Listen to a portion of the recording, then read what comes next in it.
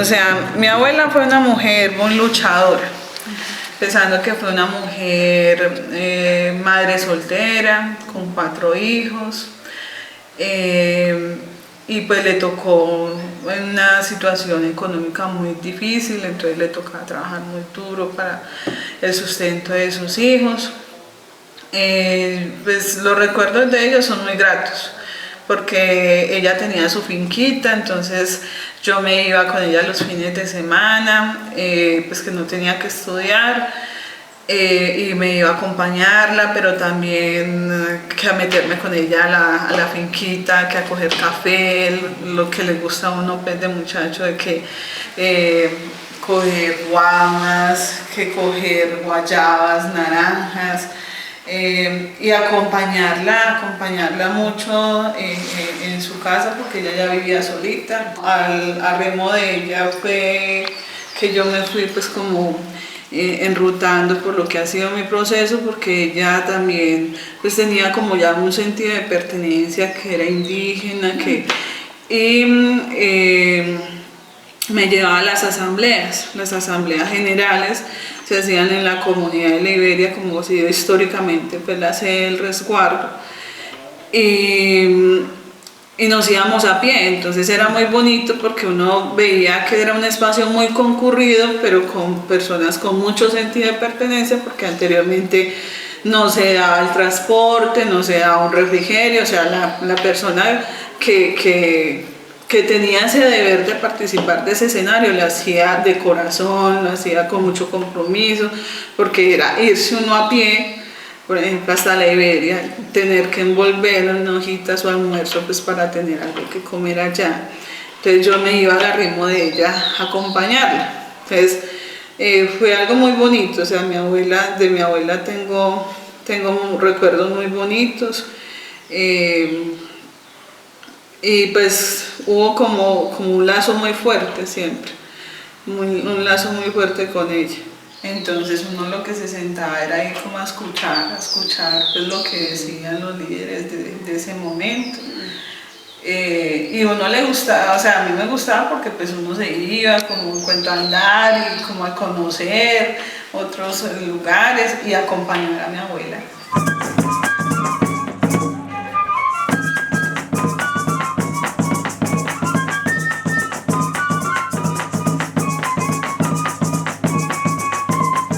Hemos sido un país que ha venido siempre en una línea de gobierno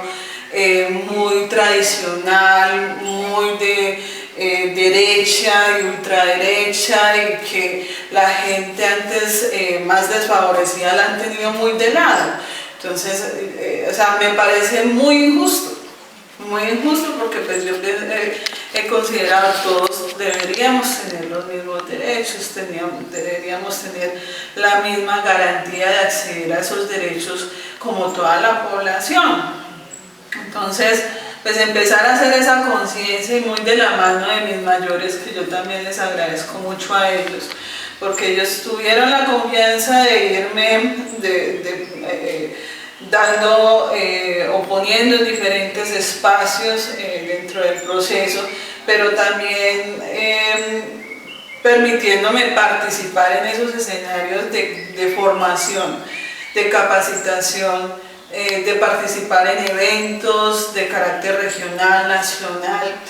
que lógicamente le abren a uno mucho más el panorama que uno tiene, y le generan mucho más conciencia de clase, y lógicamente también de la necesidad de luchar por esos derechos. Yo estuve en la Comisión de Justicia de mi resguardo y veía con mucha impotencia cómo las mujeres por esa dependencia económica tenían que aguantar muchas cosas, tenían que sufrir muchas cosas. Entonces, como una de mujer también, irse generando esos espacios y esas posibilidades de decir uno, yo también puedo tener una forma de tener una fuente de ingresos que que me permita tener una independencia y que me permita también decir hasta aquí, o sea, hasta aquí aguanté o hasta aquí no aguanté, sino que ya, porque pues yo digo que ante todo uno no puede pasar por la dignidad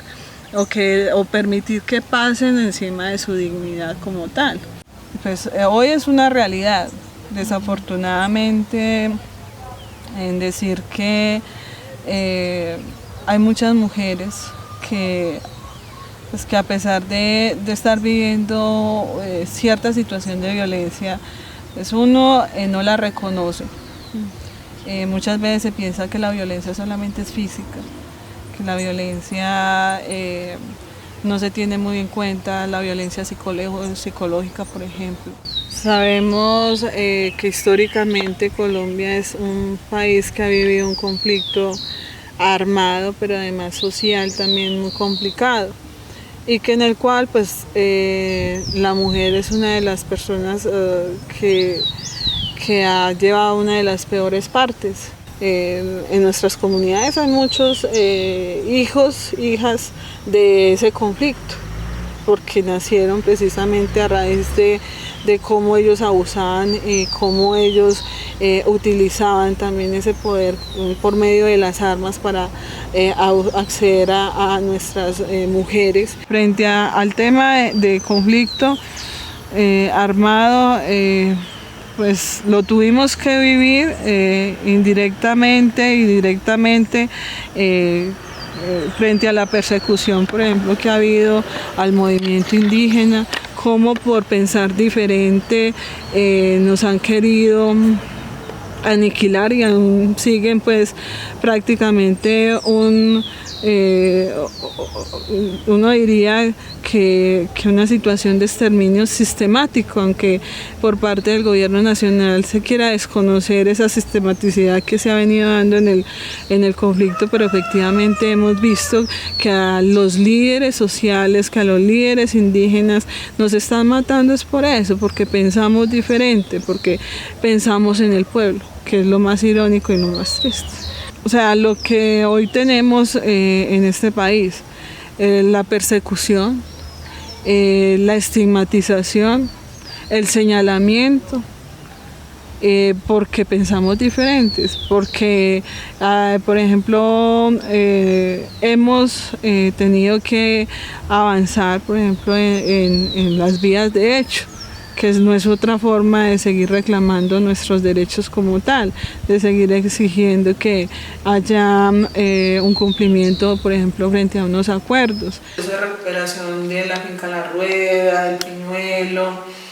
la misma tolda, fue procesos de recuperación. Este sector que se llama La Delia, pues es un proceso que inicia por pues, un colectivo que nosotros lo denominamos los grupos de recuperación de tierras, que son familias que no tienen territorio para sembrar, territorio para desarrollar su vida, para establecer, por ejemplo, una vivienda, unos cultivos que le permitan tener una vida mucho más digna. Entonces inicia la organización en este proceso, la organización los ha apoyado y los ha orientado. Entonces cuando las familias en coordinación con la organización deciden, bueno, nos vamos a tomar esta propiedad, entonces ¿cuál era el papel de nosotros? Ir a apoyarlos, ir a estar con ellos, que ellos sintieran que la organización efectivamente estaba allí. Cañamomo es uno de los cabildos que se ha caracterizado por avanzar en procesos de recuperación de tierra. Y la lucha pues ha sido histórica precisamente para acceder a ese derecho, porque hay que tener en cuenta que Cañamomo es uno de los resguardos que más, o sea, en Caldas es el resguardo que más población tiene, pero tiene un territorio muy limitado para la población que hoy tenemos. Entonces se ha liderado procesos muy importantes de liberación de la madre tierra, donde la mujer ha jugado un papel protagónico, donde la mujer estaba allí apoyando al hombre, en la preparación, por ejemplo, de sus alimentos, pero muchas veces nos decían, nosotras también cuando los hombres estaban afectando pues el territorio que estaban recuperando, entonces ellas eran como las que se ponían así como frente a esa barrera de la fuerza pública que muchas veces llegaban a despojarlos o a sacarlos de esos territorios. Pues yo digo que el solo hecho de apoyar a un hombre para que se meta en ese proceso también pues para uno como mujeres es algo muy valioso y muy representativo porque son procesos muy riesgosos y son procesos que requieren lógicamente una gran constancia y un gran trabajo y más un trabajo en equipo. Entonces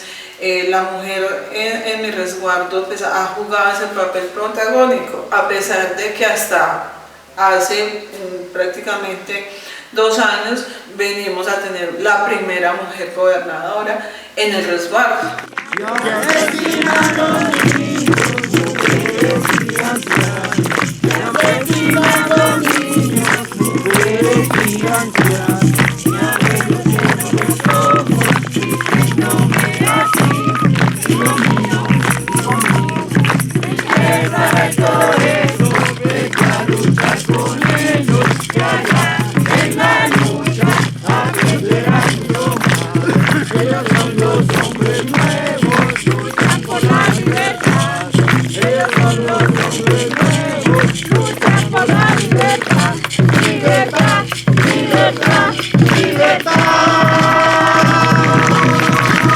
Para nosotras las mujeres no es fácil asumir estos papeles porque además de que tenemos que liderar el proceso como tal, debemos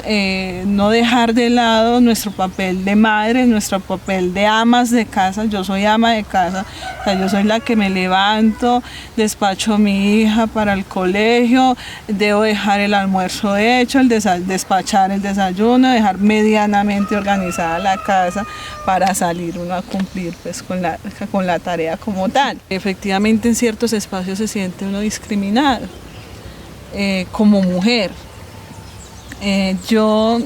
cuando estuve en el regional, en el CRIDE, hubo espacios que era la única mujer, porque era la única mujer en Vera al frente de una organización regional, porque era incluso de las pocas mujeres en el país que estaban al frente de una organización, del resto eran hombres. Entonces, muchas veces sentía uno que